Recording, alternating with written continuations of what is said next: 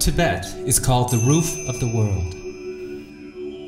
8 of the 10 highest mountains in the world are here, and the passes go through some of the most remote places on Earth. It's a bit clouded over, unfortunately, so the whole range of the Himalayas you could see from here on a clear day. You can just see a few of the bigger mountains back here. To the south is Mount Everest. Tibet is a land of monasteries and monks. Buddhism was brought to Tibet in the 9th century by a wise man named Padmasambhava. He wrote a number of holy books and hid them in the central hills of Tibet, foretelling that they would be found only when they were needed. Centuries later, one of them was found. It's called the Bardo Totro, better known in the West as the Tibetan Book of the Dead. It's an instruction book, really, to be chanted continuously over the body for 24 hours. Bardo Totro is a Tibetan word and not Sanskrit. Bardo means in between, and Do means island, so that the idea is a sort of island between this life and the next. These monks just outside of Lhasa are engaged in philosophy lessons.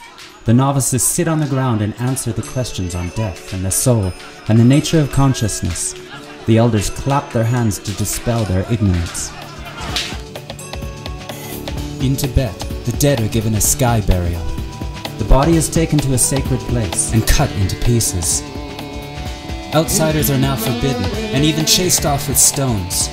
Not very Buddhist perhaps, but the bodies really are hacked apart with axes.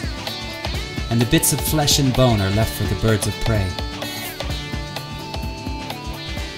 In truth, it is the feral dogs that walk off with the spoils. The dogs are thought to be the reincarnation of apprentice monks who have failed and left the monastery in disgrace. High above the central city of Lhasa sits the Potala Palace, the home of the exiled Dalai Lama.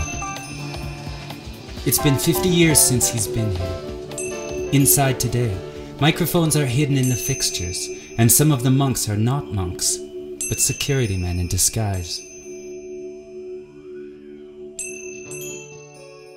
On the roof of the Potala Palace right now. It's about 1,000 rooms inside, but only 35 are open to the public. They're pretty dark and musty, but there's a lot of beautiful detailing on the walls and paintings and treasures beyond belief.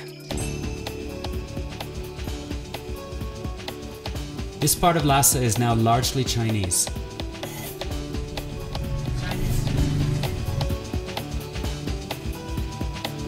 But over near the Barkor Temple, the real Tibet lives on. The pilgrims come from hundreds of miles away, some of them on their hands and knees. They spin their prayer wheels and hope for a better day.